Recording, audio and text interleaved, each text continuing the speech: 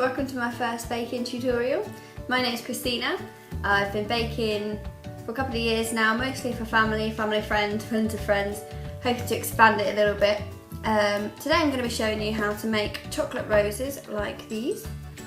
Very pretty, very easy to make. All you need for this moulding chocolate is normal chocolate, liquid glucose. Melt your chocolate up in the microwave or over a saucepan. Add the liquid glucose, mix it in well and leave it to set overnight. I'll leave the quantities for you in the description. So, your chocolate, make sure it's nice and well kneaded and nice and soft. Okay, so the first thing you're going to do, pinch a little bit off your chocolate, only a teeny tiny bit. Oh, roll it up. I want to make it into a little cone shape with a flat bottom. Like so. Pop that on your board. Okay, so to make your petals, another bit of chocolate, similar size to the first.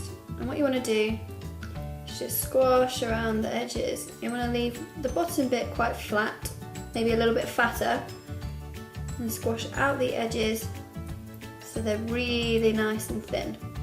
It's probably still a bit fat, so I'll keep squashing. This is so easy, anybody can do it. Okay, so once you've got your edges nice and thin, pop it down on your board. And what you can do is just stroke it, and it makes it a little bit more shiny. Okay, so pick your petal back up. You need to curve it round in the shape that it's going to go onto your bud.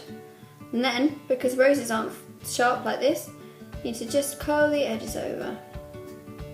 Once you've got that, your petal shape, pick up your cone, lay it on the inside of your petal, and just wrap it round. That's it. Leave a little bit here, so you're going to put the next petal just inside this one. Pop that back down. You want to repeat this again. Similar sized piece of chocolate. Squash your edges out.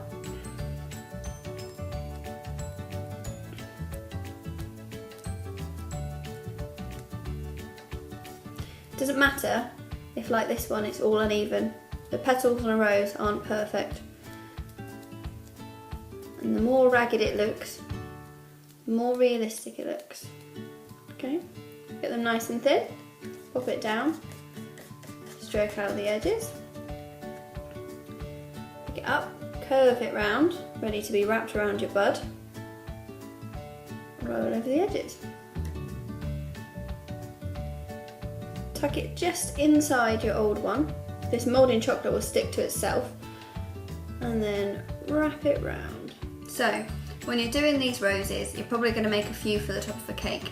The most effective way is to make them all just slightly different sizes. So you might want a couple of big ones, like this, with a few really large petals on. Maybe a few medium ones, a bit more delicate. And then what you also want to do is a couple with just one or two petals on like this. So as you can see, when you put them together, it's quite a pretty effect. So as we said before, you can leave it like this. Some of the petals you might want to just pinch into a point, that gives you a lovely little shape.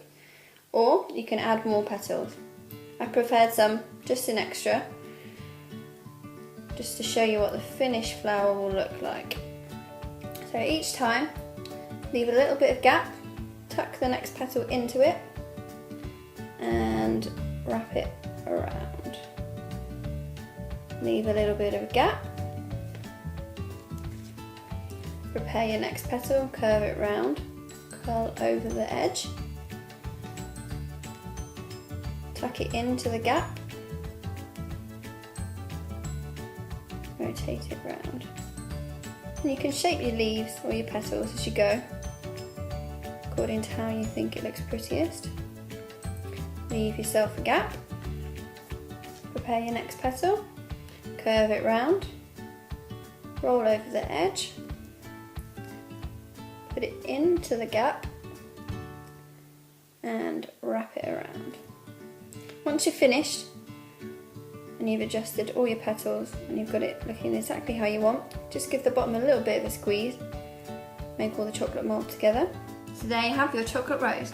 These ones are made with plain chocolate. You can also use milk chocolate or white chocolate, depending on what you want.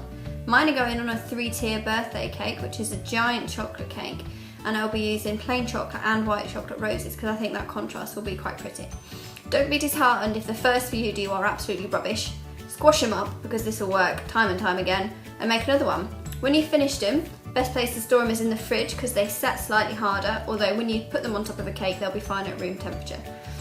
Hope you've enjoyed my tutorial. Catch up with me on my Facebook page below. Thank you for watching.